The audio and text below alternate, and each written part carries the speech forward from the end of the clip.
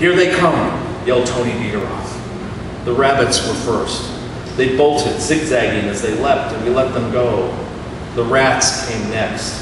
They were big and quick, some of them like house cats.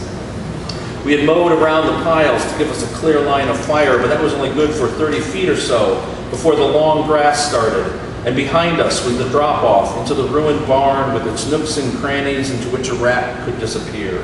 We had to be quick or they'd escape. Fortunately, the bloodlust was upon us, or at least upon my fellow villagers. They fired and hacked and beat with efficiency. I watched the rats dying and tried firing, but it froze me seeing them scurry and die. My aim, with a pellet gun and a bent sight, was pitiful. I led them too much. I aimed too high. Invariably, just as they were about to reach the grass or had, Tony Dieteroff or Borowski or my older brother Robert Aaron or my younger brother Ike would swing and fire, and the escaping rat would die, turning little circles in the dirt like Curly from the old Three Stooges shorts. The flames, the flames. Perhaps I shouldn't admit this, but the other reason I was not doing my part in the great rat hunt of 1967 was that I was as mesmerized by the flames as I was by the rats running their invisible mazes as they tried to escape. Given the broadness of the two huge lumber piles and their intersection, it was amazing to me that the flame shot up not in twin columns, but in a single conflated pyramid of fire that narrowed as it reached the sky. A good Catholic boy, I recognized that imagery. The flames, red, yellow, edged in black, traced, inverted, the Sacred Heart of Jesus. Joan of Arc had died in flames like these. The fire and the heat were tremendous. You could feel them as a physical presence. The shimmering waves kept you at bay, and we worked on the outside edge of that, killing and killing. Surely God would reward us for this glorious and necessary evil. Suffice it to say, I was all mixed up. I felt bad. Rats, too, were God's creatures. They wouldn't have survived this long if Noah hadn't brought them on the ark, but I felt good, too.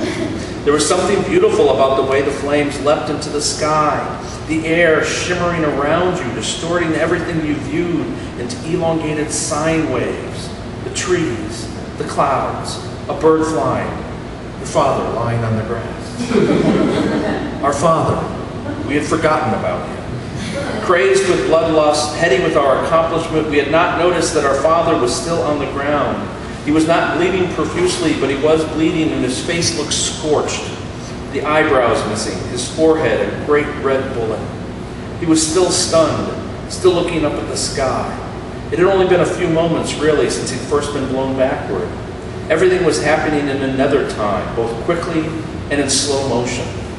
Was it like this at Custer's last stand, I wonder? Things winding down in a frenzy?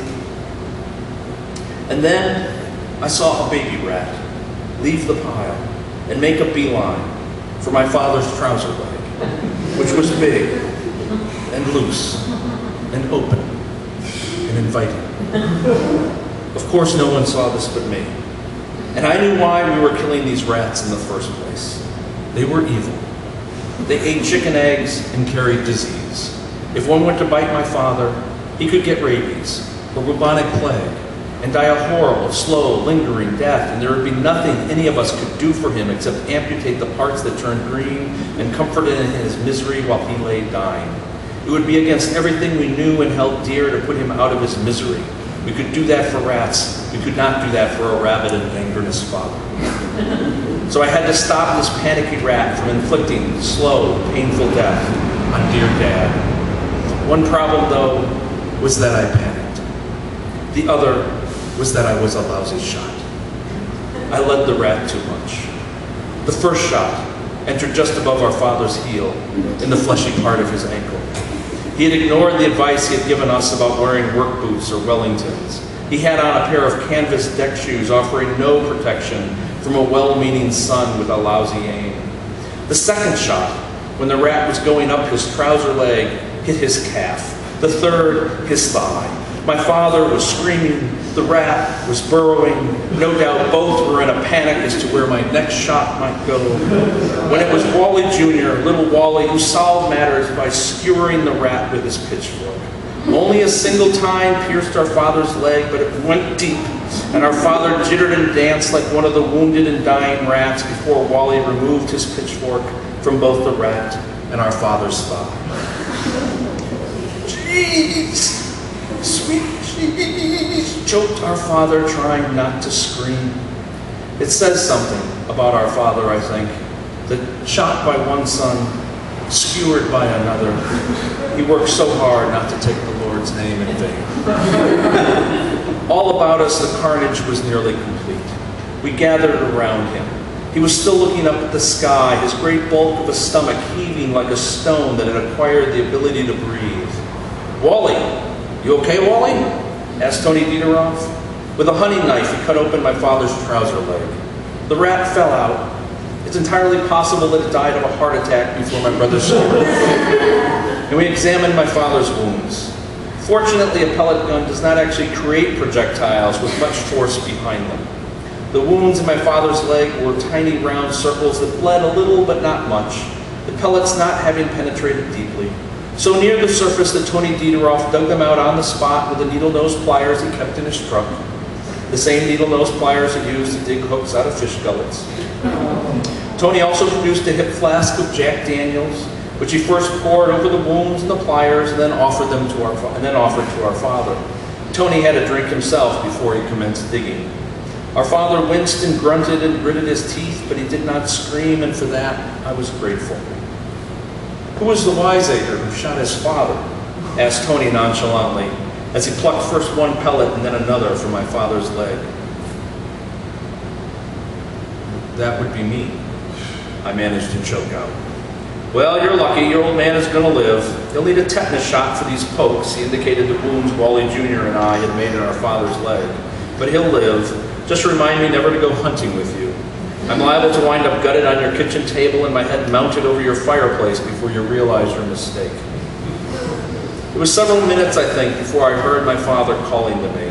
And by that time, Ike had run to the house and come back with our mother and a first aid kit.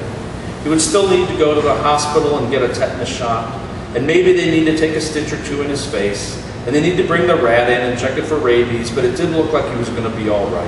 He would not lose his foot or have his leg or have it swell green with pus and require amputation.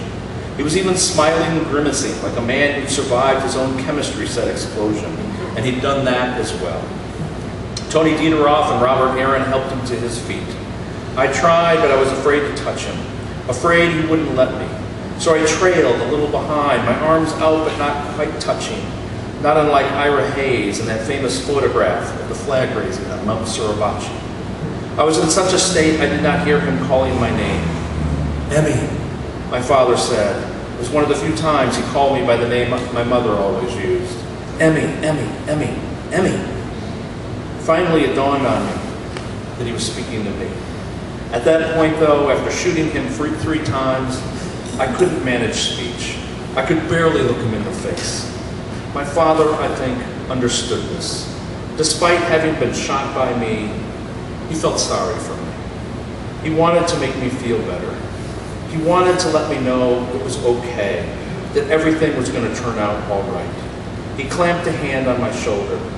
I do not think that anything he could have said right then would have made me feel better, but he tried, and despite my best efforts to the contrary, I did. He gave my shoulder a little shake, which was meant to make me look at him. I did. His face was bleeding from a dozen tiny cuts. His nose and forehead had the look of rare beef, and his remaining hair was cooked and curlicued, but he was grinning, and I have to give him credit for that, and credit, too, for making me grin back.